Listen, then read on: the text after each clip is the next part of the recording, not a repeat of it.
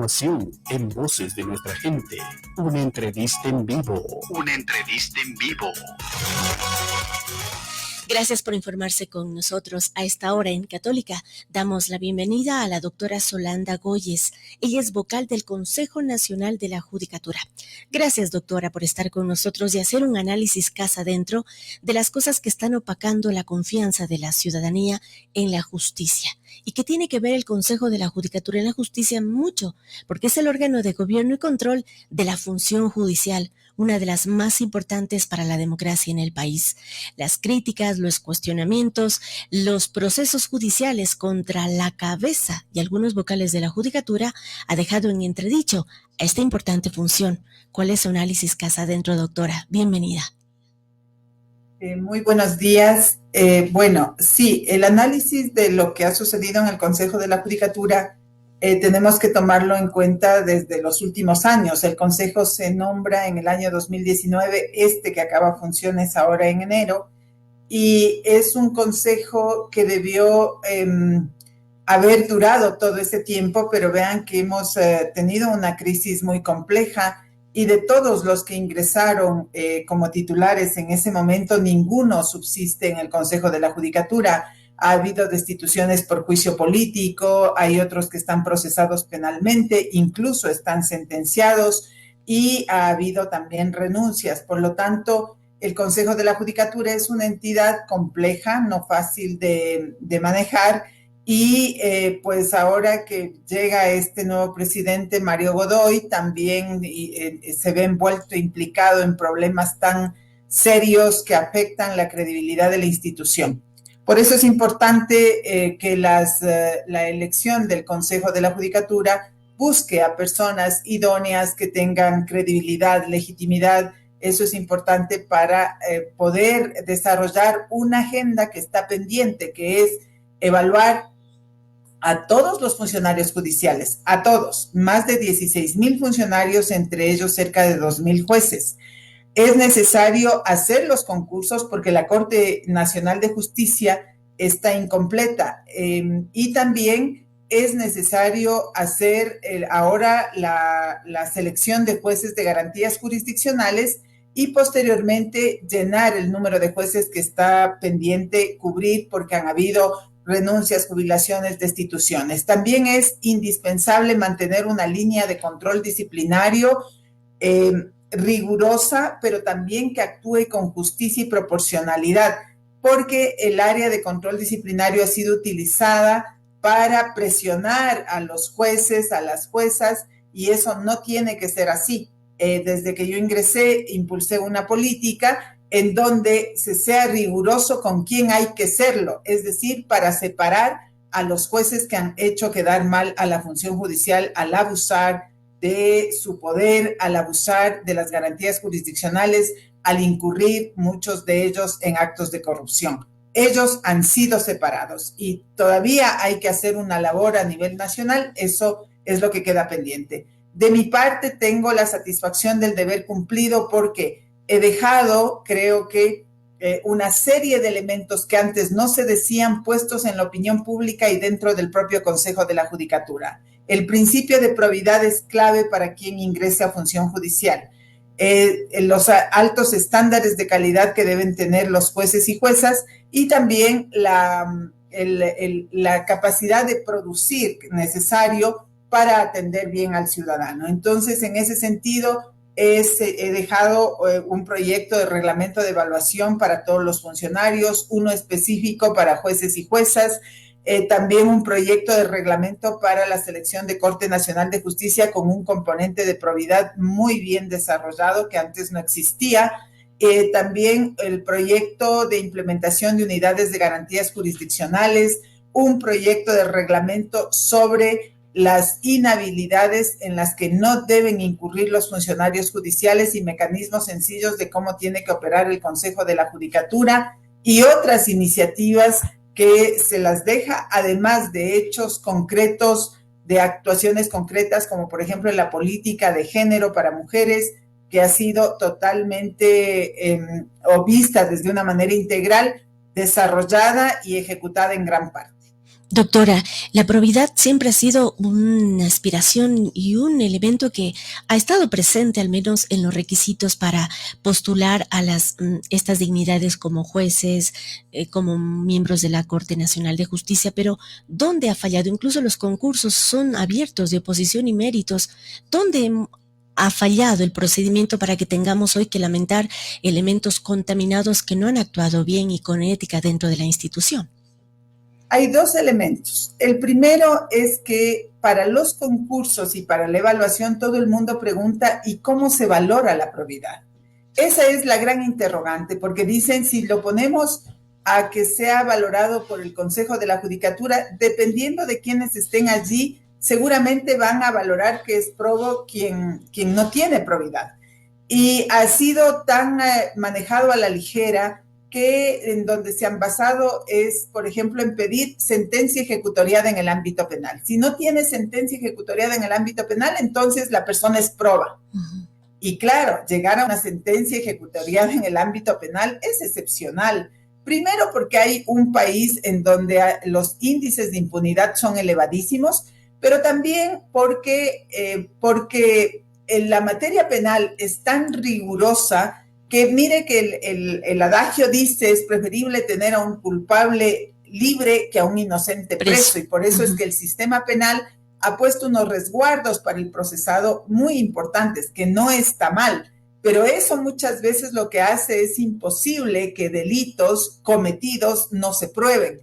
Por lo tanto, el poner el parámetro, el estándar de se necesita sentencia ejecutoriada en el ámbito penal para que no sea probo, eso es totalmente irreal, porque la probidad tiene que ver con la vida de la gente, con la trayectoria, cómo le ha aportado al país, cómo ha actuado cuando ha estado en una función pública, ha trabajado por los intereses nacionales, ha trabajado por los intereses particulares.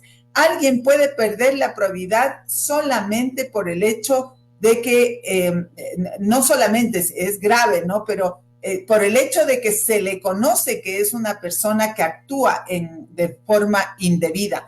Eso es la probidad. ¿Y cómo se valora en otros países? Se valora con comités que le hacen análisis de su trayectoria, de dónde proviene su patrimonio, cuál es su estilo de vida, si su patrimonio ha crecido de manera inesperada de un rato al otro cuando ocupó una función específica. Eso no abogado de narcotraficantes. Solo el hecho de ser abogado de narcotraficantes, que el narcotraficante sea demostrado que en efecto así lo es, eso ya le resta probidad. ¿Cómo va a manejar el Consejo de la Judicatura, por ejemplo, a alguien que es abogado de narcotraficantes? Eso es analizar probidad.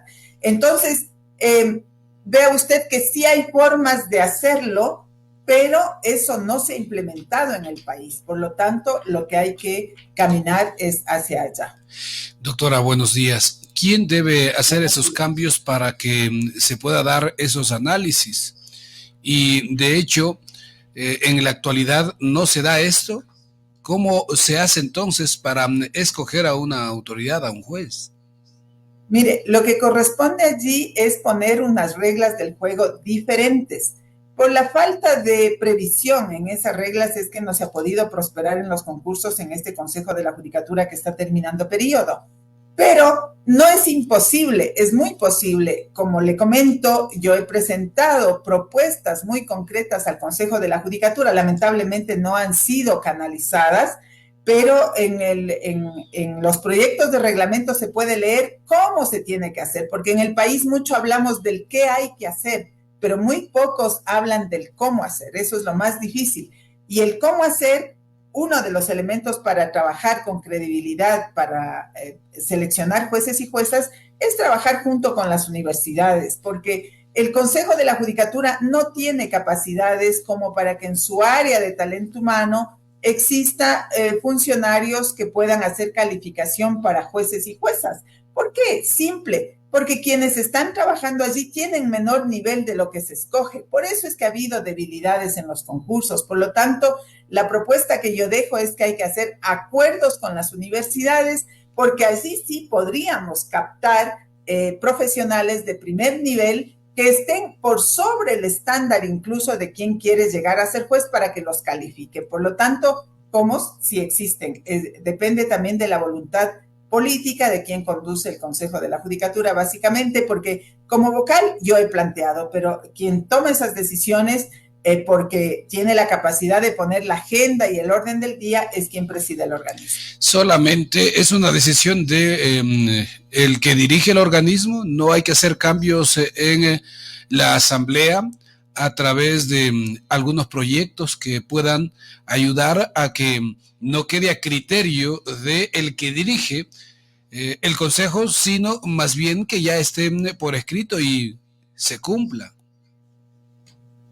No, mire, la reforma normativa se viene haciendo de manera sistemática. La última en el año 2020.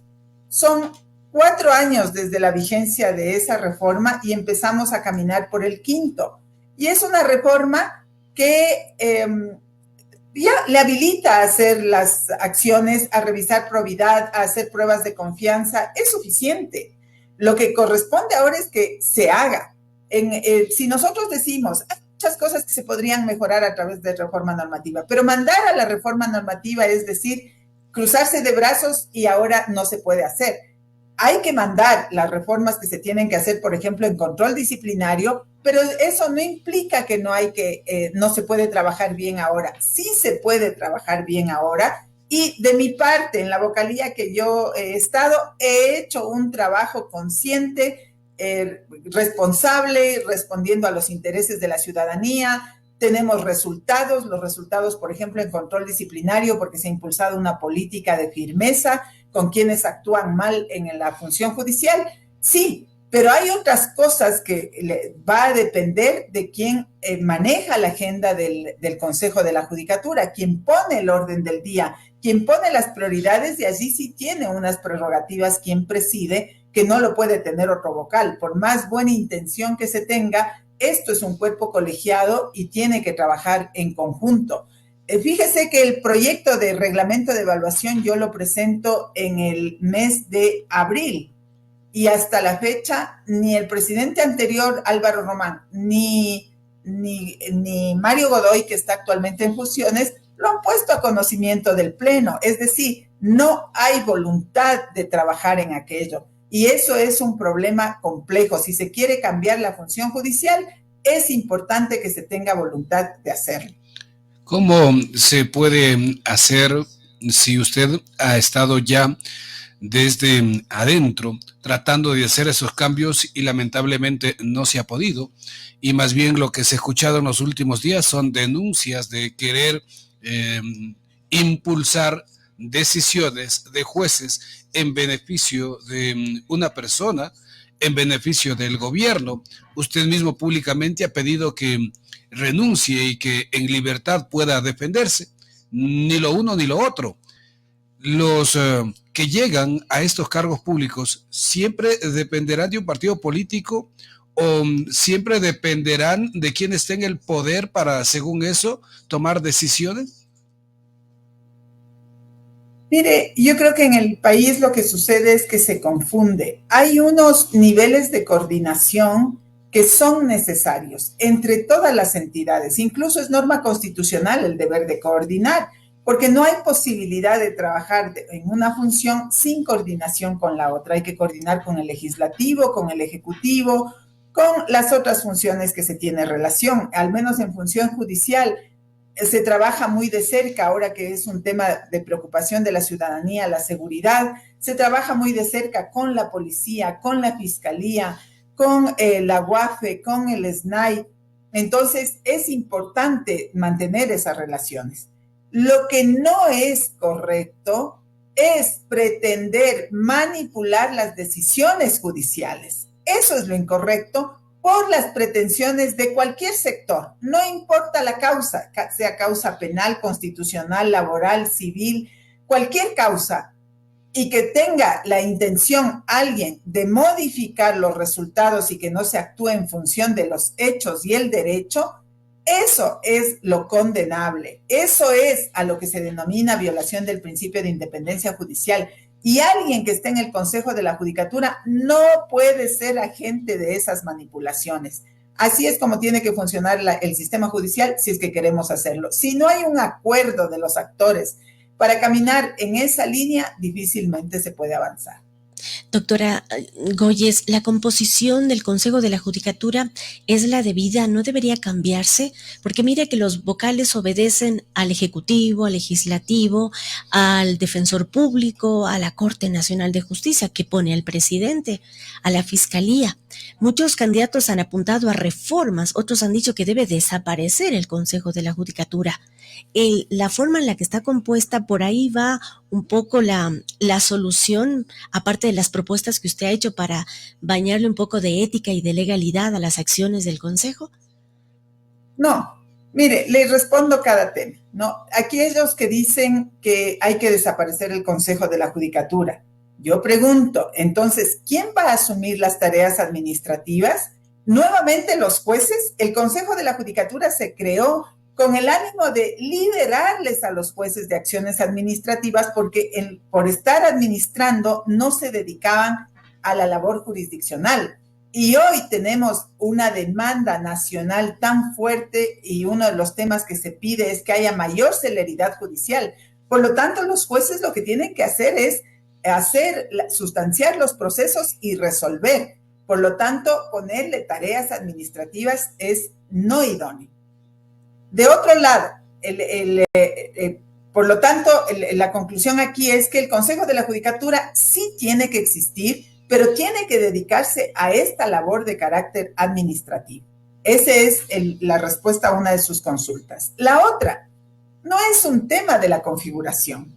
Mire, en países, en democracias un poquito más maduras, los jueces provienen del Ejecutivo, son nominados por el Ejecutivo. Los jueces son nombrados por el Parlamento, estoy hablando de jueces de Corte Nacional de Justicia. Pero ¿qué sucede? Aquí en el Ecuador también hemos tenido cortes de mejor calidad que han provenido del Parlamento, pero eran parlamentos o son ejecutivos que buscan los mejores perfiles para llevar a las instituciones. Si no tenemos esa madurez y se pone personas que no tienen credenciales y cuando llegan lo que llegan es a cometer delitos o a violar el principio de independencia o sin tener credibilidad se les pone en el cargo, ¿qué es lo que va a pasar? Van a actuar mal. Por lo tanto, no es un problema de cómo está diseñado, es un tema de a quién escoge y cuáles son las directrices, los límites que tiene que cumplir quien llega a esa función. ¿Cuál es la directriz? Sujétese a la Constitución, a la ley y cumpla los fines nacionales, cumpla cuáles son los intereses de la población en la función judicial. Eso es lo que tiene que hacer una persona que llega al Consejo de la Judicatura, provenga de donde provenga. Pero adicionalmente también hay que ponerle los límites. Usted no puede estar persiguiendo a jueces para que las causas salgan de tal o cual manera. Usted no puede meterse en el ámbito jurisdiccional. Usted no puede cometer delitos, hay que decirlo, porque varios miembros del Consejo de la Judicatura han cometido delitos, como tenemos ya personas sentenciadas. Entonces, depende también de a quién pone, de quién es la fuente de sugerencia de los vocales del Consejo de la Judicatura, debe escoger bien las personas a quien delega. Es posible aquello porque hay buenos personajes en el país, buenos profesionales, buenos técnicos, pero también se requiere voluntad para ello. Perfecto. La cabeza es importante, que la cabeza de la judicatura lleve todos esos principios, esos preceptos de moralidad, de legalidad en la gerencia de la institución. Mi pregunta tiene que ver con quién nombra a la terna de la Corte Nacional de Justicia para que el Consejo de Participación elija este vocal. ¿Es el presidente de la Corte Nacional de Justicia o presidenta o es el Pleno de la Corte Nacional el que propone la terna? No, la Constitución señala que es el presidente de la Corte Nacional de Justicia quien tiene que remitir la terna. No obstante, pues mire usted, el doctor José Swing en una sesión pública tuvo la delicadeza y dijo que iba a consultar con la Corte, y también ha habido otros procesos en donde los presidentes someten a conocimiento o consulta de la Corte. Entonces hay una norma, pero eso no impide que pueda ser más amplio y trabajar en conjunto, como corresponde, como debe ser, ¿no? Ya, o sea, es privativo del presidente de la Corte Nacional de Justicia o presidenta nombrar a quien él considere deben estar en la terna. Sí, señora. Pero eso también no debería cambiarse porque, mire lo que pasó con el señor que ahora sí está preso, que está con algunos procesos, Wilman Terán. Y decía el ahora candidato a la presidencia, Iván Saquicela, que fue la decisión de algunos jueces de la Corte Nacional lo que produjo esa terna que él encabezó y que llevó a esas máximas funciones. ¿No debería cambiar también, hacerse una selección más estricta? Porque mire que tiene el poder de ser el presidente de la Judicatura el que nace de esa terna. Mire, hacer un cambio en la Constitución no es fácil, es complejo, ¿no? Más bien lo que tenemos que hacer es pedir que quien preside y la Corte, si es que lo hacen consulta con la Corte, decidan bien los nombres que sugieren. Eso es lo que hay que pedir. Yo creo que esperanzarnos en la reforma no es lo más viable. ¿Por qué? Mire, somos un país que tenemos 20 constituciones. Nos esperanzamos en la Constitución, y resulta que después todas las constituciones se violan, todas las constituciones se alteran, todas las constituciones se incumplen. No es así. Nosotros lo que tenemos que empezar como ciudadanía, como medios de comunicación, es a pedir a que quienes llegan a las funciones actúen con sujeción con las normas. Eso es lo que corresponde si queremos construir un Estado democrático. La cuestión está en que si pedimos solamente que sea la decisión del presidente de la Corte, si él quiere lo pone, si no, como es privativo de él, él lo pone. El rato que le pone ahí a la persona en la terna, será el amigo, será el compañero de aula. Entonces queda ahí una subjetividad terrible, y esa persona que llega a ese cargo de pronto queda ligado a quien le nominó, a quien le nombró. Entonces una llamadita hace que de pronto cambie cualquier decisión. Mire, es lamentable que la mirada, lo que usted describe, si es que hay esa mirada en quien pone a alguien en una función, es lo equivocado.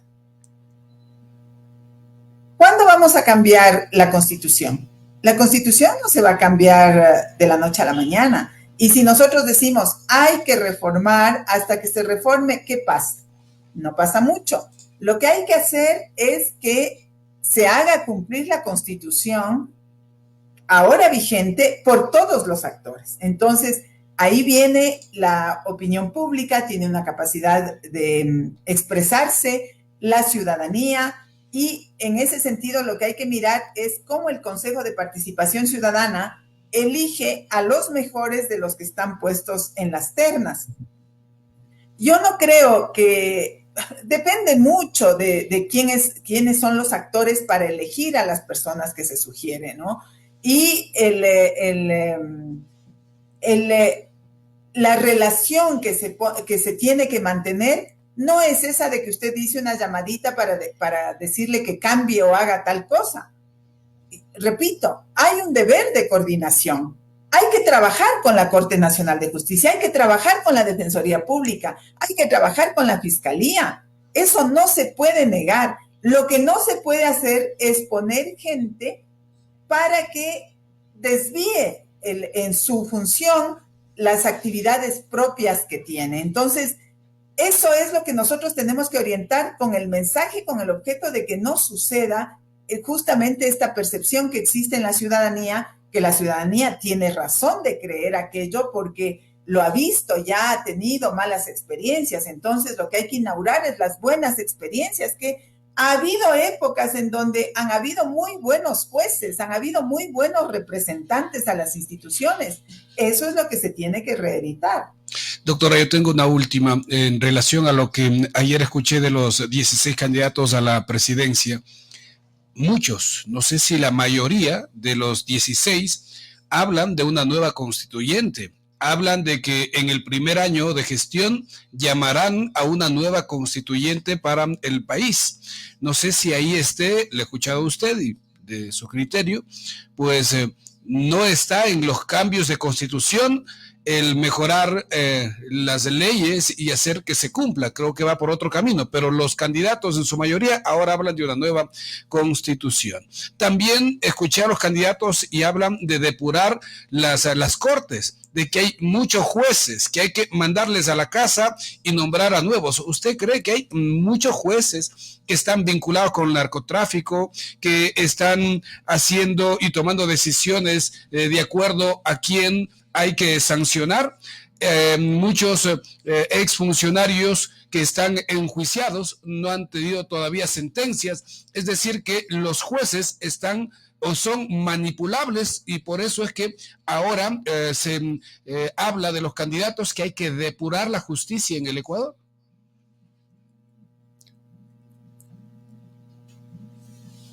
En la función judicial existe una gran mayoría de jueces que se dedican a hacer su función, a actuar con sujeción a la Constitución, a la ley, a actuar con imparcialidad. Esos jueces y juezas son la base de la función judicial y tienen que sostenerse.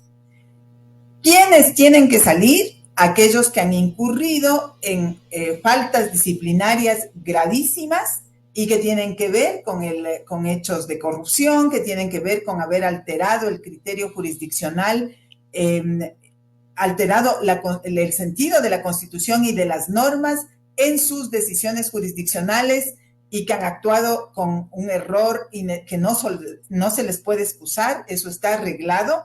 Ellos son los que tienen que salir. Y hay un número que hay que chequear en los meses venideros. En ese sentido, lo que yo puedo indicar es que en el periodo que he estado, y tengo revisada la información desde que ingresé febrero del año 2024 hasta fines de octubre del 2024, tengo que actualizar noviembre y diciembre, se han destituido 108 funcionarios judiciales por malas actuaciones. 108 funcionarios. Eso no es una cifra menor, es una cifra importante y que da cuenta de que sí es posible trabajar para depurar la función judicial. De esos 108 funcionarios, 52 son jueces. 52 son jueces, es decir, sí se ha hecho una labor de revisar quiénes han estado actuando mal, quiénes han estado relacionados con el narcotráfico, quiénes han abusado de garantías jurisdiccionales, quiénes a través de medidas cautelares, acciones de protección indebidas, han dado libertades a sentenciados penalmente o han facilitado las liberaciones que no correspondían porque se cumplían los presupuestos para que estén detenidos, por ejemplo. Entonces, sí hay cómo trabajar y ese es un resultado de esta gestión. Yo me quedo tranquila de haber laborado en ese sentido, estudiando los casos a profundidad, revisando, chequeando qué es lo que ha sucedido en cada circunstancia, demostrando, mirando que existan las pruebas suficientes para demostrar esas inconductas. Esto todavía tiene que seguirse porque todavía hay un número de personas que están gravemente denunciadas dentro de función judicial y esa conducta tiene que revisarse. Doctora, finalmente, le escuché decir al comienzo de esta intervención que se necesitan algunos reglamentos que usted ha propuesto para la selección de jueces y también para los jueces de garantías jurisdiccionales. Mi pregunta va enfocada a estas garantías jurisdiccionales. ¿Ha habido un abuso o desnaturalización de las mismas? Sí, ahí es de conocimiento público. Fíjese que al simplemente con el sentido común la ciudadanía miraba con estupor el hecho de que se liberen a líderes de bandas criminales a través de habeas corpus, a través de medidas cautelares, y hay unas cosas groseras, ¿no? Como por ejemplo que se han ejecutado, ya ha habido la decisión en sentencia, pero después a través de autos de seguimiento o cualquier invento que ni siquiera esté en la norma, los jueces han decidido aquello. Y luego cuando revisábamos sus historiales, jueces con 60 procesos disciplinarios que eran absueltos, con 50 procesos disciplinarios, jueces, recuerde usted las declaraciones de Curipallo en los audios que salieron públicamente donde decía que él resolvía eso en control disciplinario. Es decir, ha habido unas conductas al margen de la norma bastante complicadas que son las que han puesto a la función judicial en el nivel de depreciación que está ahora. Hay en este momento una ruta que se deja sentada, va a depender de los que vienen que sigan con esa misma línea. Por lo tanto, de mi parte, lo que le puedo decir es que ha habido una acción, es posible y se ha separado a muchos de aquellos que abusaron de garantías jurisdiccionales. Todavía hay una cantidad de denuncias que tienen que seguirse procesando. Hay que hacer un trabajo de continuidad con el objeto de que se tenga el resultado de no tener en la función judicial gente que las haya mal usado, pero eso en buena hora se ha hecho bastante y todavía queda por hacer. Sin duda. Gracias, doctora. Reconocemos su trabajo, su trayectoria y el tiempo que ha compartido con esta audiencia. Muy amable. Gracias a ustedes y un saludo a Radio Católica y quienes escuchan y quienes hacen Radio Católica. Gracias a la doctora Solanda Goyes. Ella es